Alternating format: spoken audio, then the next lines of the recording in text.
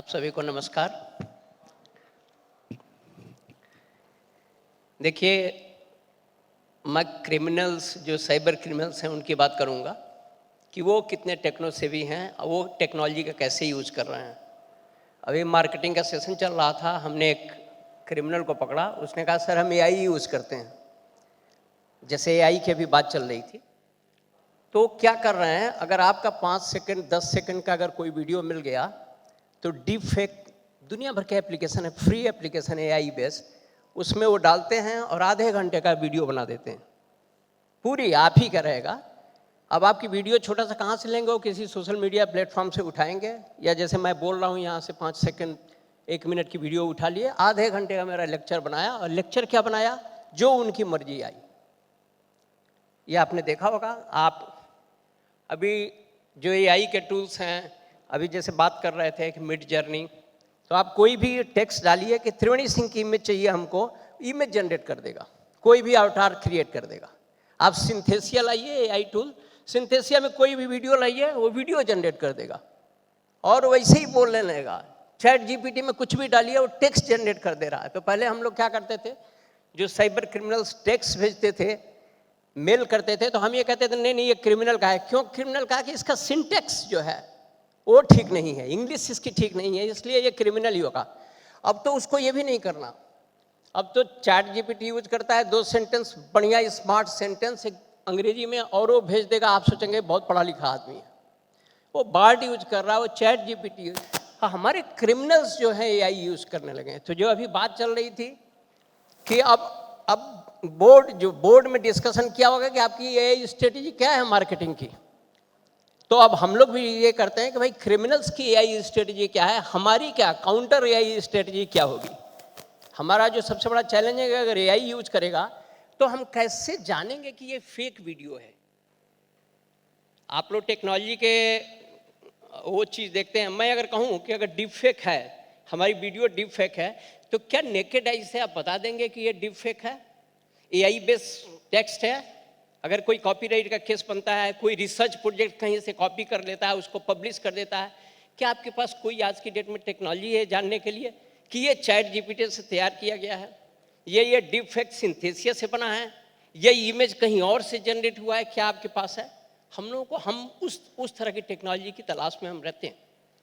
आप मार्केटिंग की बात कर रहे हैं, हमने कई क्रिमिनल्स पकड़े हैं। मैं ये सोचता हूँ कि जो साइबर क्रिमिनल्स हैं उनसे बेस्ट मार्केटियर कोई हो ही नहीं सकता। कोई जरूरी नहीं कि हम आईएएम से डिग्री लाएं, कोई जरूरी नहीं कि हम आईआईटी के टॉपर हों। जो गांव का 12वीं कक्षा में पढ़ने वाला लड़का है, उसके पास जो मार्केटिंग सेंस है वो आप सोच ही नहीं सकते। देखिए, वो कहता है हम साहब डिजिटल मार्केटिंग करते हैं। क्या डिजिटल मार्केटिंग कहता है? कहा साहब हम फेसबुक की मार्केटिंग कर रहे हैं, हम व्हाट्सएप मार्केटिंग कर रहे हैं, हम गूगल को पेड एड दे रहे हैं, हम बल्क में ईमेल खरीद रहे हैं और वहाँ मेल भेज दे रहे हैं। हमारा 5% 10% भी अगर हमारे शिकार हो गए तो हमारे पास बहुत पैसा आ गया। तो मार्केटिंग का कोई जो आमनी चैनल की बात कर रहे हैं, कोई ऐसा चैनल है ही नहीं जिसको क्रिमिनल नहीं यूज कर रहा हूं। जो अभी बात कर रहे हैं, अब मैं 2-3 केस बताऊंगा तो आपको पता चलेगा कि साइबर क्रिमिनल्स किस लेवल पे काम कर रहे हैं। अभी आप देखे होंगे कि आपको पार्ट टाइम जॉब पे मैसेज आता है, सबको आता है कि part time job 50,000 per month, 5,000 per day आता है। आपको ये भी आता है कि क्रिप्टो में ट्रेडिंग करें, बहुत अच्छा रिटर्न मिलेगा, बिटकॉइन का ये रेट जा रहा है। आता है ये कि बिटकॉइन में दुनिया भर के प्लेटफॉर्म आते हैं। और आपको ये भी आता है, यही नहीं आता है, आपको हॉलीडेज पैकेज और ये सब आपको 50% डिस्काउंट पे ये फ़ोन मिल रहा है। तो हमारे पास एक केस आया, उसमें उस लेडी ने 2,20,000 रुपये गंवा दिए। क्या? उसको एक SMS आया कि आपको पार्ट टाइम जॉब, और पार्ट टाइम जॉब करने के लिए उसको एक पहले व्हाट्सएप पे आया, व्हाट्सएप पे उसने नंबर क्लिक किया तो एक टेलीग्राम पे चली गई, टेलीग्राम पे एक लिंक क्लिक किया तो एक फर्स्ट क्लास का डैशबोर्ड बन के आया, जो पॉन्जी स्कीम का डैशबोर्ड होता है। और ये हुआ कि 100 रुपीज़ आप इन्वेस्ट करो, आपको इमीडिएटली रिचार्ज हो जाएगा 125। तो उसने तुरंत 100 डाला और उसके वॉलेट में तुरंत 125 रियल में वाकई आया। तो उसने देखा, फिर 500 डाला तो 700 आ गया। अब देखिए, यही ट्रैप है। अब जब वो 50,000 पहुंच गई, 1 लाख पे पहुंच गई, तो वो वॉलेट बंद हो गया। तो जब हम लोगों ने इन्वेस्टिगेट किया, आप ध्यान से सुनो इसको, बहुत ही इंटरेस्टिंग स्टोरी है, तो आपको पता चलेगा ये 2.2 लाख की स्टोरी 4200 करोड़ रुपीस तक कैसे गई। तो हमने इस केस को इन्वेस्टिगेट किया, तो जब हमने ये किया तो पता चला कि ये जो जा रहा है टेलीग्राम से एक गैंग बना हुआ है, तो ये हजारों की संख्या में वर्चुअल पेमेंट एड्रेस शेयर करते हैं। यही डिजिटल मार्केटिंग के थ्रू वर्चुअल पेमेंट एड्रेस, तमाम तरह के प्रोग्राम, क्रिप्टो में ट्रेडिंग कर लीजिए, पार्ट टाइम जॉब कर लीजिए, ये कर लीजिए, दुनिया भर के उनकी वो है। तो ये जाता है, तो ये वर्चुअल पेमेंट, सारे के सारे वर्चुअल पेमेंट एड्रेस एक नोडल बैंक अकाउंट से जुड़े रहते हैं। आईसीआईसीआई बैंक के एक नोडल अकाउंट से जुड़े रहते हैं। अब मान लीजिए कोई क्रिमिनल है, एक अकाउंट खोला आईसीआईसीआई बैंक में, एक नोडल अकाउंट बना दिया, हजारों वर्चुअल अकाउंट क्रिएट करके वीपी आप बांट दीजिए बदमाशों में, गांव गांव में बांट दीजिए, और 1000 लोगों को रिक्रूट कर लिया, हजारों लोग बेवकूफ़ बना रहे हैं एक दूसरे को, और पैसा लेते जाइए। पैसा अल्टीमेटली कहाँ आ रहा है? नोडल अकाउंट में। और नोडल अकाउंट में जब पैसा आ रहा है तो यहाँ से पैसा कहाँ जा रहा है? जब मैंने इन्वेस्टिगेट किया तो पता चला कि यहाँ से पैसा जेपे पे जा रहा है, जो हमारा इंडियन क्रिप्टो करेंसी एक्सचेंज है। तो इंडियन, अगर एक क्रिप्टो करेंसी एक्सचेंज से अगर आपको कुछ विड्रा करना है तो आप कैसे करेंगे? इंडिया में ही कर सकते हैं। और इंडिया में आज की डेट में यह है कि इंडिया वाले अपना केवाईसी मेंटेन करते हैं, ये यहाँ पे रेगुलेशन ज़्यादा टफ है। तो हमने देखा, जब उसको किया तो हमने देखा कि जेपे से ये बिनांस पे जा रहा है। बिनांस जो क्रिप्टो करेंसी बड़ा इंटरनेशनल प्लेटफॉर्म है। जब हमने बिनांस को लेटर लिखा तो जब बिनांस ने रिप्लाई किया तो हमने देखा ये जो माइनिंग टूल होते हैं, ये मिक्सर नहीं होता, मिक्सर टूल्स जानते होंगे जो क्रिप्टो करेंसी एक्सचेंज में डील करते हैं, तो ये मिक्सर यूज करके उस पैसे को ये दे रहे हैं, दुनिया में हजारों वॉलेट्स में चला जा रहा है। तो मैंने जब सारे वॉलेट्स की एनालिसिस की तो पता चला कि 97% वॉलेट्स चाइना से आ रहे, चाइना के हैं। और जब मैंने उससे जो आईसीआईसीआई बैंक का अकाउंट था और प्लस रिलेटेड और अकाउंट्स का पूरा ट्रांजेक्शन हमने देखा तो 4200 करोड़ का ट्रांजेक्शन था। अब 4200 में 90% पैसा चाइना में। अब जब हमने इन्वेस्टिगेट वहाँ से शुरू किया तो कैसे करते हैं, तो जो मेरा टॉपिक इन्होंने बोला कि डीएलटी प्लेटफॉर्म और बल्क एसएमएस सर्विस प्रोवाइडर को कैसे मिसयूज करते हैं। चाइना से बैठा आदमी, एक आदमी को यहाँ रिक्रूट किया, उसके नाम पे उसने, आप देखे होंगे जो मैसेज आता है आपको, मैसेज डिलीवर होता है, उसमें 6 लेटर होता है KY, और 6 लेटर कोई भी लेकर के आप कोई भी आप एक हेडर ले लीजिए, खरीद लीजिए किसी भी टेलीकॉम ऑपरेटर से, हेडर ले लीजिए, और प्लस जो उसमें टेक्स्ट है ये भी अप्रूव होता है। अब आप टेक्स्ट जो है कि बड़ी कंपनियों के TCS, इन्फोसिस के नाम पे पार्ट टाइम जॉब का लाखों लोगों को एक साथ, चूंकि आपका बल्क में नंबर है, आप मोबाइल नंबर कहीं से भी, दुनिया भर के हार्वेस्टिंग टूल आ रहे हैं, मोबाइल नंबर कर लीजिए और सबको मैसेज कर दीजिए। जब ये मैसेज जाने लगा लाखों लोगों को तो सब लोग वही क्लिक करने लगे, फिर वहीं से पैसा रूट हो के जाने लगा, पैसा चला जा रहा कहाँ? चाइना। जब हम लोगों ने ये किया तो पता चला कि कैसे हो रहा है। वो चाइना में बैठ करके आपके आईसीआईसीआई बैंक का नोडल अकाउंट है उसको ऑपरेट कर रहे हैं, पैसा वहाँ ट्रांसफर कर रहे हैं। अब सोचिए, दूसरा जो हम लोगों ने देखा, जो एसएमएस सर्विस प्रोवाइडर है, एसएमएस सर्विस प्रोवाइडर दुबई का है, दुबई बेस्ड, वहाँ से वो चाइना वाले ने उससे टाई अप किया और वहाँ से वो वर्चुअली बैठ करके चाइना से ऑपरेट कर रहा है। ये जो आपको एसएमएस डिलीवर हो रहा है इंडिया से नहीं डिलीवर हो रहा है, इनका टाई अप है, पता चला दुबई, दुबई से हांगकांग, हांगकांग से चाइना। और ये लाखों में, एक दिन का हमने केवल एसएमएस का पता किया तो एक केवल हेडर से, एक जैसे AP 6 डिजिट से 6 लाख एसएमएस। तो अगर मान लीजिए 30 डेज उसने इस कैंपेन को चलाया है, 15 डेज चलाया, तो कितने लाख लोगों को पार्ट टाइम जॉब के नाम पे मैसेज मिला, आप सोचिए। और कितने लाख लोगों के कितने बच्चे हैं, किसी ने 10,000, किसी ने 50,000, किसी ने 2 लाख, 3 लाख, 4 लाख करके 4200 करोड़ रुपीस।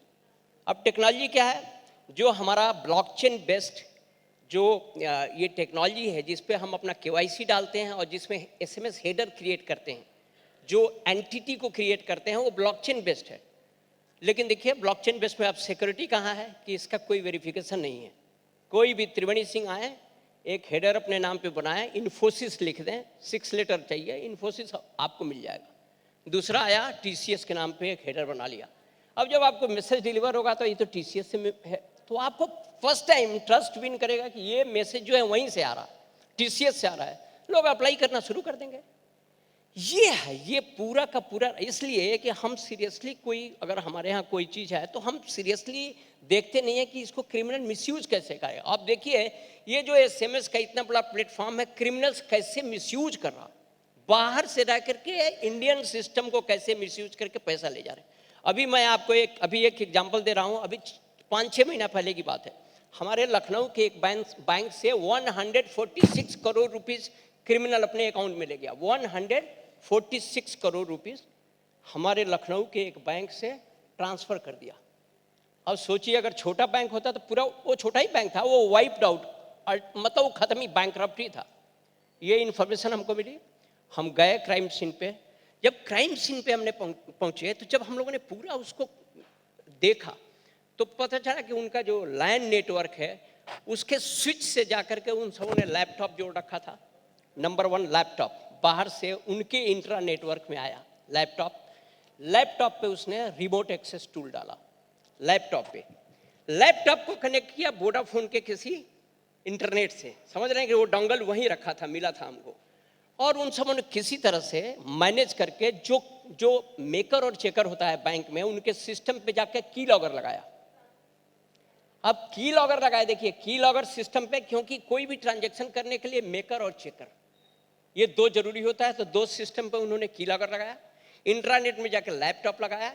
इंट्रानेट को बाहर से उस लैपटॉप को कैसे एक्सेस करेंगे, रिमोट एक्सेस टूल लगाया। रिमोट एक्सेस टूल को कनेक्ट कैसे करेंगे, क्योंकि उनका तो एयरटेल पे था, तो उन लोगों ने क्या काम किया, एयरटेल का एक डोंगल रखा और डोंगल को बाहर से ऑपरेट करके वो रिमोट एक्सेस टूल से जुड़ करके बैंकिंग टर्मिनल को ऑपरेट करके 146 करोड़ रुपीस ट्रांसफर कर दिया। अब देखिए एक चीज और है बैंकिंग सिस्टम में, इंटरनेट पे क्योंकि चूंकि उनकी व्हाइट लिस्टेड आईपी होती है, तो उन सबों ने किसी को मैनेज करके व्हाइट लिस्टेड आईपी भी एक डाल दिया, कॉन्फ़िगर कर दिया अपने लैपटॉप में। अब देखिए उनका सिस्टम कितना बढ़िया, white listed IP, laptop, remote access tool, key logger से मेकर और चेकर का आईडी मिल गया और 146 करोड़ रुपीस ट्रांसफर हो गया।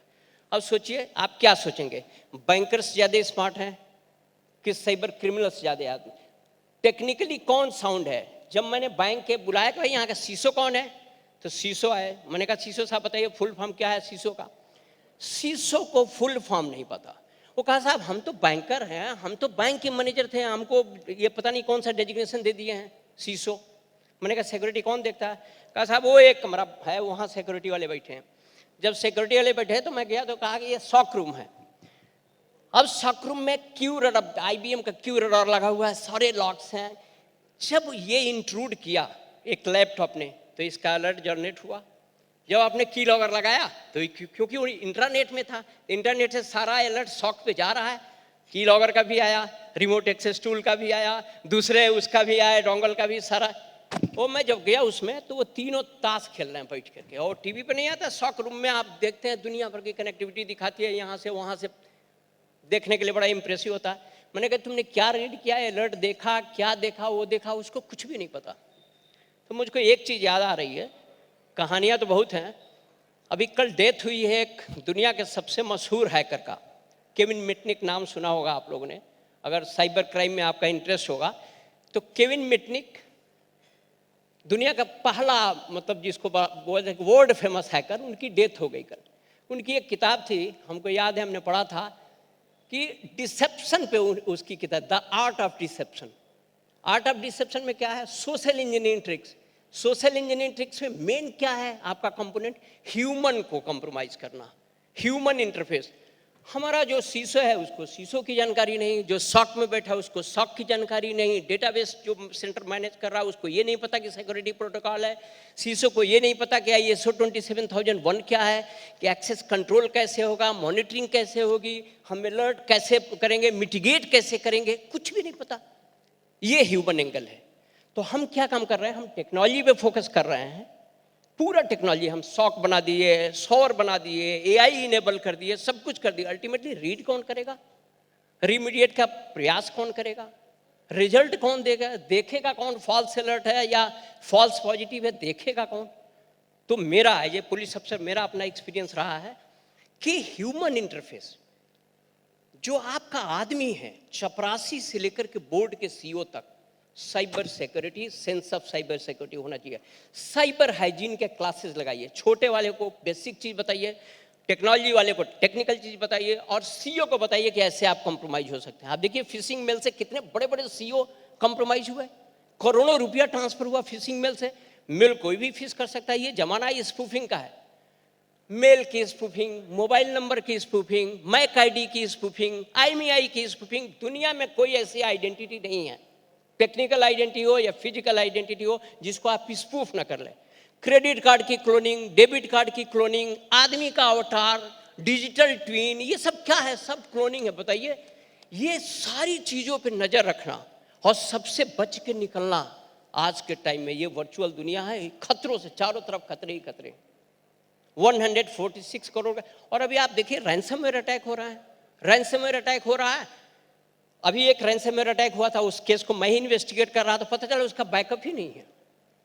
मतलब जिस कंपनी ने वो बनाया, उसने पूरा का पूरा डेटा का बैकअप ही नहीं रखा। और एक उसने कहा हमने वर्चुअल बैकअप बनाया है उसी सर्वर पे, जिस सर्वर पे उसका सब, उसने वर्चुअल बैकअप भी बना दिया। तो अगर किसी ने इनक्रिप्ट कर दिया तो आप रिकवर कहाँ से करोगे? डिजास्टर रिकवरी का एक बेसिक फंडामेंटल है कि हम कहाँ से रिकवर करेंगे जब हमारे बैकअप ही नहीं है। 6 मंथ्स का पूरा डेटा गायब। क्यों? कि रैंसमवेयर का सॉल्यूशन आज की डेट में भी हमको नहीं लग रहा कि कोई कंपनी उस तरह से सॉल्यूशन दे रही है। सब मैक्सिमम, मैंने सारी एजेंसी को टेस्ट कर लिया है, सब ये कहते हैं सब ये गैंग है, रैंसमवेयर का ये वाला ग्रुप है जिसने अटैक किया। अरे समाधान बताओ, हमको बैक ट्रैक करना है, कौन क्रिमिनल गैंग कहाँ से बैठ के किया, क्रिप्टो में पैसा लिया, तो क्रिप्टो का पैसा का क्रिप्टो फ्लो कैसे होगा, इसकी एनालिसिस कैसे करेंगे। अभी आज की डेट में मैं आपको सिंपल सा बता रहा हूँ, अगर मान लीजिए क्रिप्टो में हमने आपसे पैसा लिया और मैंने P2P ट्रांसफर कर दिया, तो दुनिया में कोई ऐसा टूल नहीं बना, चाहे चेन एनालिसिस हो, चाहे TRM लैब्स हो, चाहे साइफर ट्रेस हो, चाहे जो भी टूल आज की डेट में हम लोगों के पास है, जो ये बता दे कि पैसा कहाँ गया। ये लीजिए, हमने बिनांस में डाला और बिनांस से पैसा ट्रांसफर किया किसी प्राइवेट वॉलेट में। अभी प्राइवेट वॉलेट बनाइए, उसी में सारा पैसा डाल दीजिए। दुनिया में कहीं रिकॉर्ड ही नहीं है, ना कहीं किसी एक्सचेंज पे रिकॉर्ड है, ना किसी के पास रिकॉर्ड है। वो कैसे पैसा निकाल लेगा? तो आप बताइए। तो रैंसमवेयर अटैक, पैसा बिटकॉइन से, बिटकॉइन को ट्रैक करने की कोई टेक्नोलॉजी दुनिया में आज की डेट में इफेक्टिव टेक्नोलॉजी है नहीं, कोई रेगुलेशन नहीं है। इसीलिए मैं हर समय ये कहता हूँ कि इंटरनेशनल रेगुलेशन होना चाहिए। हमारा जो इन्फॉर्मेशन शेयरिंग मैकेनिज्म है एकदम रियल टाइम होना चाहिए, कि इसमें सेकंड्स में काम होते हैं। पैसा आपका गया और सेकंड्स में निकल गया, तो हमको रिस्पांस, हमारा रिस्पांस सिस्टम भी ऐसा होना चाहिए जो रियल टाइम पे काम करे। यहाँ से पैसा निकलना है वियतनाम में, पैसा निकलना है चाइना में, जा रहा है इंडिया से, हम कैसे कम्युनिकेट करेंगे उस एजेंसी से? तो अब तो आज की डेट में अगर साइबर क्राइम को इफेक्टिवली आपको डील करना है, जो पूरी सिक्योरिटी की बात हो रही है, क्या है ये सिक्योरिटी ब्रीच हुआ तो साइबर क्राइम ही तो हुआ। तो इसका मतलब कि जो साइबर क्राइम को बचाने के लिए ही तो पूरा सिक्योरिटी और पूरी टेक्नोलॉजी और डिजिटल ट्रांसफॉर्मेशन सब कुछ आप कर रहे हैं, और उसी का जब ब्रेच हुआ तो साइबर क्राइम। तो मेरा ये मानना है कि सबसे पहले कोई भी टेक्नोलॉजी डेवलप करने से पहले हमको सिक्योरिटी के बारे में सोचना है। जैसे हम घर से निकलते हैं ताला बंद करते हैं, तो उसी तरह जब भी डिजिटल हम आते हैं, जब भी चाहे मेल लिखें चाहे कुछ भी करें, हम सबसे पहले हमारी ड्यूटी है सिक्योरिटी के बारे में सोचना। और जब सिक्योरिटी के बारे में हम सोचना, क्योंकि सिक्योरिटी के बारे में आदमी नहीं सोचता, किसी का फोन आया तुरंत उठा लेता। आप देखिए सेक्सटॉर्शन में बहुत बड़े बड़े लोग फंसे हैं, अननोन वीडियो कॉल उठाते हैं, 2 सेकंड में कंप्रोमाइज हो जाते हैं, उसके बाद करोड़ों रुपया देते हैं। कई लोग तो डेथ हो गया, कई लोग सुसाइड कर लिए। अभी सुसाइड कर लिया 10 दिन पहले एक आध बिजनेसमैन ने, उसका यही सेक्सटॉर्शन कॉल आया अननोन वीडियो कॉल से, उसने कंप्रोमाइज किया और कंप्रोमाइज करने के बाद ब्लैकमेल किया और ब्लैकमेल को सुसाइड कर लिया, लाखों रुपया उसने दिया। तो कहानियाँ तो बहुत हैं, लेकिन चूंकि आप लोगों का सेशन है तो मैं यही बात अपनी ख़त्म करता हूँ। बस मैं ये ज़रूर कहता हूँ, 2-3 चीज़ें मैं बता दूँ आप लोगों को। बड़े लोगों को सोशल मीडिया पे साइबर क्रिमिनल्स उनकी प्रोफाइलिंग कर रहे हैं, बड़े लोगों को टारगेट करते हैं। रात में अचानक आपको वीडियो कॉल आएगा और 5-10 सेकंड की वीडियो कॉल में आपकी ज़िंदगी तबाह हो जाएगी। तो नंबर 1 फार्मूला कि आपको किसी भी अननोन वीडियो कॉल को नहीं उठाना है, कुछ भी नहीं करना है। दूसरा, इतने मालवेयर आ रहे हैं, इतने सोफिस्टिकेटेड मालवेयर आ रहा है, अब तो AI मालवेयर लिख रहा है, तो अब आपको समझ लीजिए, कुछ भी जीरो ट्रस्ट आर्किटेक्चर की मैं बात नहीं कर रहा हूं कि जीरो ट्रस्ट इंप्लीमेंट करिए, नहीं। जीरो ट्रस्ट मतलब हमको जीरो ट्रस्ट किसी चीज पे, अब हमको ट्रस्ट नहीं है भाई। अगर मोबाइल नंबर आता है, हो सकता है ये स्पूफ नंबर हो, मैं भी आपके नंबर पे उनके नंबर से फोन कर दूं, स्पूफ कर लीजिए 2 मिनट में। अभी चाहिए तो आपको लंदन का नंबर मिल जाएगा, व्हाट्सएप इनेबल करिए, क्राइम करना शुरू कर दीजिए। तो जीरो ट्रस्ट। हमको डिजिटल किसी भी चीज में रिकन्फर्म फिजिकल मोड में कंफर्म कीजिए, उससे बात करिए, बात करने के बाद कंफर्म होने के बाद चाहे फिजिकल ट्रांजैक्शन कीजिए, चाहे इंटीमेट आप कोई मैसेज देना चाहते हो, अपना मोबाइल सिक्योर कीजिए। मोबाइल सिक्योरिटी पे यहाँ हाथ उठाइए, कितने लोग कमर्शियल एप्लीकेशन लिए हैं अपने मोबाइल को सिक्योर करने के लिए? कितने लोग, हाथ उठाइए। 2। मतलब पैसा देना नहीं है, सिक्योरिटी चाहिए, सब कुछ चाहिए, हम सिक्योर भी रहें, 2 रुपया खर्चा नहीं करेंगे किसी आदमी ने, और हर आदमी की पूरी लाइफ, आपका पूरा तिजोरी है इसमें। और पूरा सुनिए, आपके ये इस वीडियो को किसी ने कंप्रोमाइज कर लिया और मेरी नीयत खराब हुई, तो आपकी इस तरह की वीडियो बनकर वायरल हो जाए कि आप सुसाइड के अलावा कोई दूसरा ऑप्शन नहीं रहेगा आपके पास। आप कितनों को एक्सप्लेन करते रहोगे? इसकी सिक्योरिटी पे आप ध्यान दो, इसकी सिक्योरिटी पे ध्यान दीजिए। मोबाइल कंप्यूटर जिस पे आप रहते हो, आपकी अपनी डिजिटल लाइफ, ये सबसे इंपॉर्टेंट है आज की टाइम में। कुछ भी सबसे ज़्यादा इंपॉर्टेंट ये है, क्योंकि मैंने तो देखा है जिंदगियां तबाह हुई हैं इसी की वजह से। तो इतना आपको सतर्क रहने की जरूरत है। धन्यवाद।